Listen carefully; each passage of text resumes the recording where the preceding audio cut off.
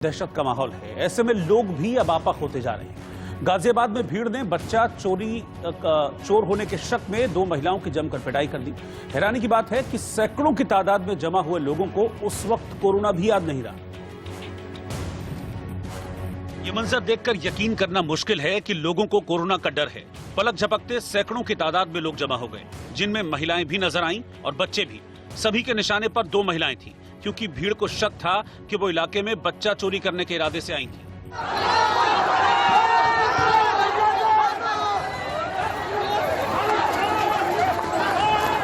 अफवाह की बिना पर लोग बगैर कुछ सोचे समझे इन 2 महिलाओं पर टूट पड़े। पहले उनकी जमकर पिटाई की और बाद में कपड़े तक फाड़ डाले गए।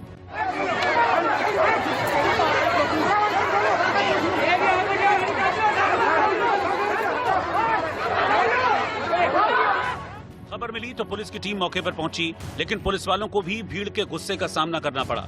बताया जा रहा है कि सर्कल अफसर की गाड़ी में तोड़फोड़ की गई और पथराव की वजह से कई पुलिसकर्मी जख्मी भी हुए। भीड़ के चंगुल से इन 2 महिलाओं को बचाना उनके लिए आसान साबित नहीं हुआ।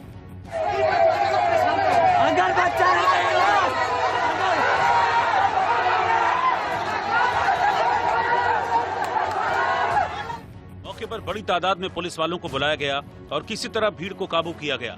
इसके बाद दोनों महिलाओं को पुलिस की गाड़ी से थाने ले जाया गया।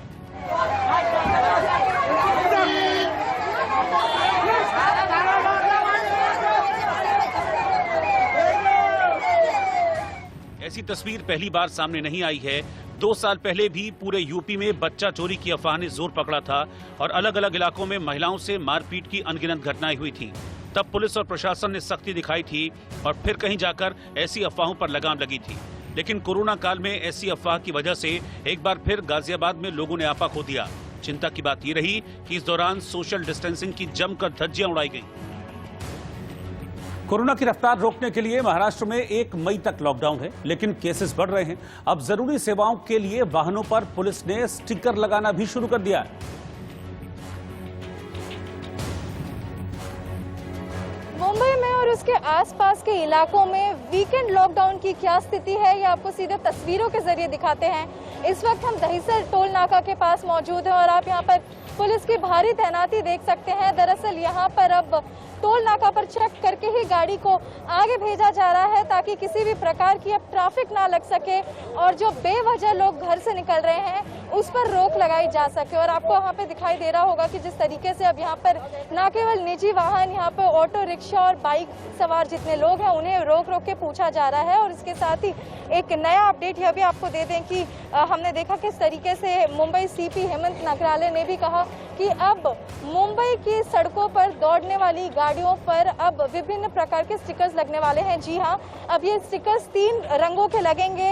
येलो स्टिकर होगा, लाल स्टिकर और हरा स्टिकर। आपको बता दें ये डिवाइड किया गया है, सेग्रीगेशन में दिया गया है। और देखिए जिस तरीके से अगर कोई निजी वाहन जा रहा है तो इससे बाकायदा पूछताछ की जा रही है और उसके बाद ही उन्हें आगे छोड़ा जा रहा है। आपको बता दें आगे जितने भी आपको दृश्य नजर आएंगे, आपको लगातार यहाँ पर देख सकते हैं पुलिस की तैनाती नजर आ रही है। और ये 3 स्टिकर्स की अगर हम बात करें, आपको आगे भी गाड़ियां नजर आ रही होंगी। उन गाड़ियों पर अब दरअसल स्टिकर लगाया जा रहा है और ये बहुत ही महत्वपूर्ण सूचना है। इसे समझना बेहद जरूरी हो गया है। जब लाल स्टिकर अगर किसी की गाड़ी पर लगा रही है पुलिस, या अगर लाल स्टिकर की गाड़ी है वो मेडिकल सेवाओं के लिए है, यानी पुलिस माफ कीजिएगा, जो लाल स्टिकर है वो डॉक्टर्स के लिए, मेडिकल सेवाओं के लिए है। डॉक्टर्स, नर्स, इंजेक्शन या मेडिकल की जितनी भी हम सामान देखते हैं, अगर वो गाड़ियां लेके जा रही हो तो उनके लिए लाल स्टिकर लगाया जाएगा। येलो स्टिकर बाकी इमरजेंसी यूज़ के लिए है। और जैसे हम मीडिया कर्मी हो गए और जितने बाकी लोग हैं, सेवा कर्मी, रेलवे की बात की जाए, इलेक्ट्रिसिटी डिपार्टमेंट की या बीएमसी की बात की जाए, उनके लिए येलो स्टिकर है। और आखिरी में ग्रीन स्टिकर है। ग्रीन स्टिकर सब्जियों के लिए, फल के लिए, जो खान पान की सेवाएं उपलब्ध कराते हैं, टेम्पो हो गए, निजी वाहन हो गए, उन पे ग्रीन स्टिकर लगाया जाएगा। ये 3 स्टिकर्स की सेग्रीगेशन, ये डिवीजन दी गई है पुलिस द्वारा। और इसके अलावा अगर कोई होगा तो उनका परिणाम आप यहाँ पर देख सकते हैं। इस तरीके से अब लोगों को रोककर पूछा जाएगा, आप घर से बाहर क्यों निकले, वजह बताए, उसके बाद उन्हें आगे छोड़ा जाएगा। जैसे ये अभी आप देख सकते हैं, शायद ये अनावश्यक घर से बाहर निकले हैं, अब इनकी गाड़ी साइड में रुकाने इनको कही गई है। और जैसे आप मैं कहूँगी मेरे कैमरा पर्सन रमेश सर से, ये देखिए जैसे ये अब ये ऑन ड्यूटी है, किस लिए ऑन ड्यूटी है इन्हें उसके हिसाब से स्टिकर दिया जाएगा। और यहाँ पर आप टेम्पो भी देख सकते हैं, अगर ये टेम्पो सब्जियाँ लेके जा रही है तो इस पर ग्रीन स्टिकर लगाया जाएगा।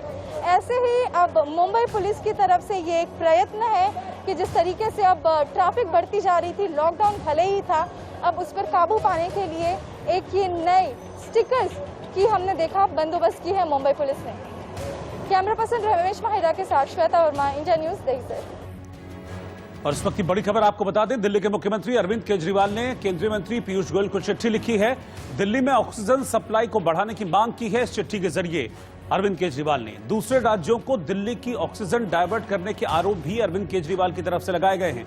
बड़ी खबर इस वक्त की आपको बता रहे हैं, दिल्ली में लगातार केसेस बढ़ रहे हैं, ऑक्सीजन की कमी है। यह भी कहा जा रहा था कि कुछ अस्पतालों में महज कुछ घंटे की ऑक्सीजन बची हुई है, जिसके बाद केंद्रीय मंत्री पीयूष गोयल को चिट्ठी लिखी है दिल्ली के मुख्यमंत्री अरविंद केजरीवाल ने। और इस चिट्ठी के जरिए उन्होंने आरोप लगाया है कि जो ऑक्सीजन दिल्ली के हिस्से की है, जो दिल्ली को मिलनी चाहिए थी, उसे डायवर्ट कर दिया गया है दूसरे राज्यों की तरफ। इस बीच एक और बड़ी खबर आपको बता दें कि दिल्ली में कोरोना संकट पर बड़ा फैसला लिया गया है। 25 अप्रैल तक चांदनी चौक मार्केट को पूरी तरह से बंद कर दिया गया है।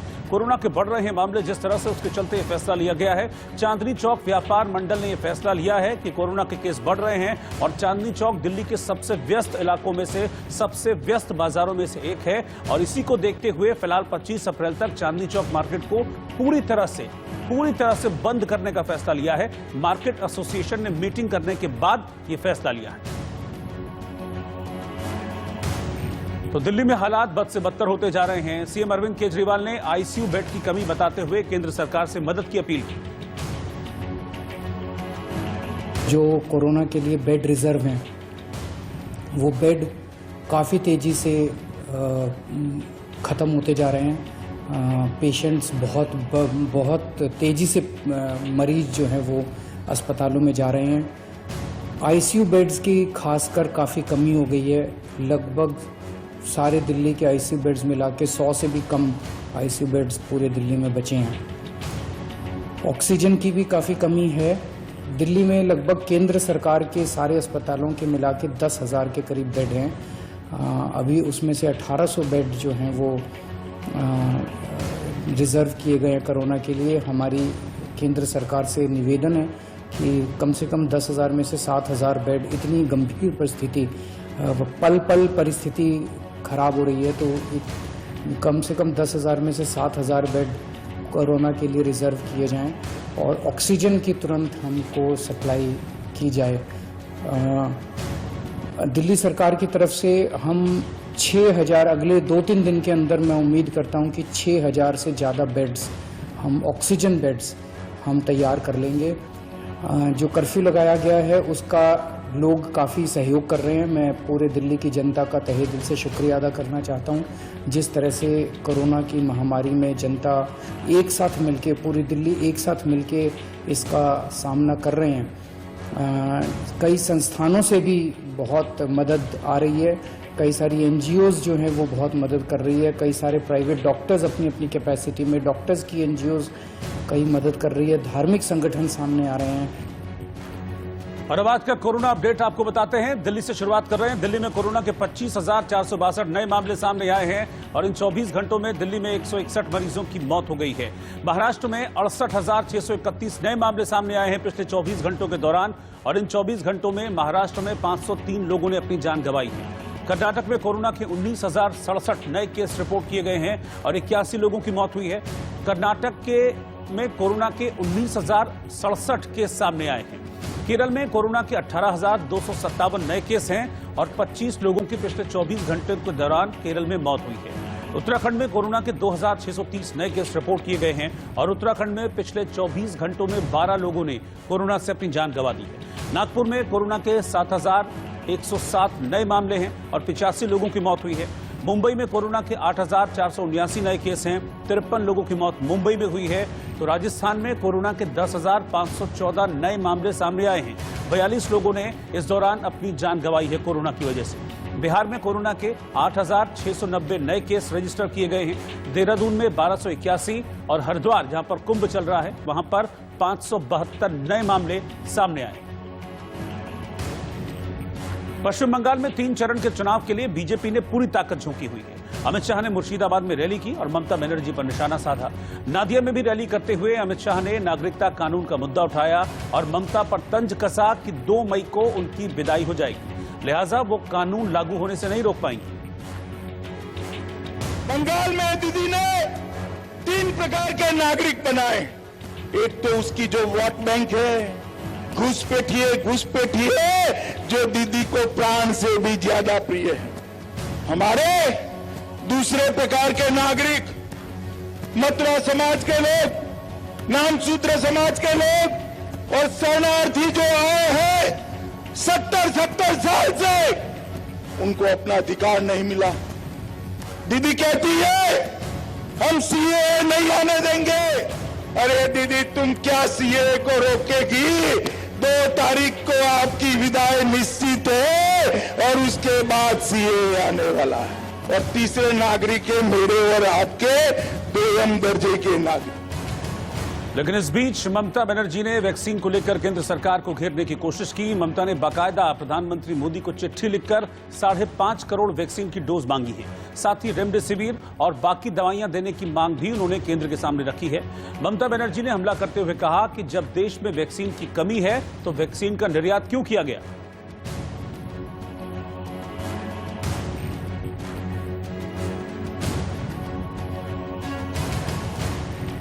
पाकिस्तान में लाहौर समेत कई शहरों में बवाल मचा हुआ है। पैगंबर के कार्टून पर फ्रांस के खिलाफ एक्शन नहीं लेने से कट्टरपंथी संगठन तहरीक-ए-लब्बैब ने जमकर उपद्रव किया। पुलिस ने दंगाइयों पर काबू पाने के लिए टीयर गैस और रबर बुलेट्स का भी इस्तेमाल किया। हालांकि दंगाइयों ने भी कई पुलिस वालों पर हमला बोला, उन्हें बंधक बना लिया। इस पूरे बवाल में तहरीक-ए-लब्बैब के 4 सदस्यों के मारे जाने की भी खबर है।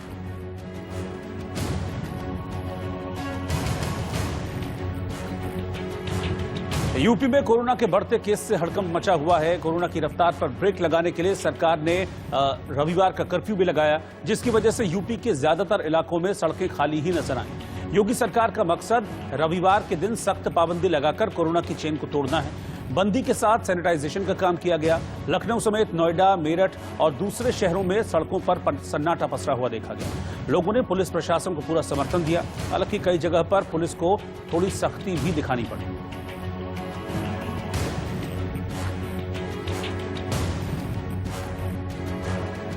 यूपी में प्रवासी मजदूर कोरोना की रफ्तार से डरे हुए हैं और जल्द से जल्द वो अपने गांव, अपने घर लौटना चाहते हैं। चिंता इस बात की है कि अगर लॉकडाउन लग गया तो उन्हें पिछली बार की तरह कहीं पैदल ना जाना पड़े। देखिए कानपुर से रिपोर्ट। यूपी के मुख्यमंत्री ने 1 दिन का लॉकडाउन लगाया, वहीं पर लोगों को काफ़ी दिक्कतें हो रही हैं अब, क्योंकि 1 साल पहले जिस तरीके से लॉकडाउन लगाया गया था, लोग अपने घर को आने को मजबूर हो गए थे, पैदल ही चल रहे थे। आज भी देखिए हालात वही हैं। लोगों को इस बात का डर है कि कहीं लॉकडाउन न लग जाए, वो अपने घर तक ना पहुंच पाए, साधन नहीं उनको मिल पा रहा है। इन्हीं से पूछ लेते हैं कहाँ से आ रहे हैं और कहाँ को जाना है। क्या नाम है भाई साहब? क्या नाम? बालराज। कहाँ से आ रहे हैं? गुजरात से। गुजरात से कहाँ जाना है? हमको फतेहपुर जाना है। क्यों गुजरात से क्यों वापस आए? घर में तबीयत खराब था इसलिए आए थे। अच्छा, और कोई वजह रही आप लोगों को? हाँ, वो वजह है कि लॉकडाउन का भी डर है कि लॉकडाउन भी लग जाएगा तो हम लोग भी फंस जाएंगे। अच्छा, 1 साल पहले भी लॉकडाउन लगा था तो हाँ, तब भी आप फंस गए? हाँ, फंस गए थे सर। तो आज अब क्या सोच रहे हैं कि हम जल्दी घर पहुँचे? हाँ, हम सोचे कि लॉकडाउन लग जाएगा तो फंस जाएंगे, इसलिए हम लोग चले आए जल्दी। अच्छा, सरकार ने कहा लॉकडाउन नहीं लगाया जाएगा अभी देखते हुए। बस भले न लगाए, मगर डर तो है जनता के ऊपर ना कि लॉकडाउन लग जाएगा, इसलिए आप लोग घर जा रहे हैं। हाँ, जनता डर रही है ना। आप कहाँ से आए? साथ ही में आ रहे हैं। साथ में? आप भी गुजरात से आए? हाँ। आपको भी डर है कि कहीं वही है सर, वही डर है ना साहब, जो हम लोग वहाँ से आ रहे हैं। बिल्कुल साफ तौर पर देखिए, ये वो लोग हैं, प्रवासी मजदूर हैं, जो अपने स्टेट से लेकर के दूसरे स्टेट में किसी रोजगार के लिए जाते हैं। लेकिन जिस तरीके से कोरोना का कहर बढ़ रहा है, इनके लिए भी दिक्कतें हो रही हैं। इनको डर है इस बात का कहीं लॉकडाउन फिर से ना लग जाए और ये दूसरे स्टेट में ही फंस जाए। इनके लिए खाने और पीने की भी दिक्कतें हो सकती हैं। उससे पहले ही ये अपने घर की तरफ जाने के लिए मजबूर होते दिखाई दे रहे हैं। कानपुर से सूरज सिंह, इंडिया न्यूज़। और इसी के साथ आंख कान खोल के में आज के लिए फिलहाल इतना ही।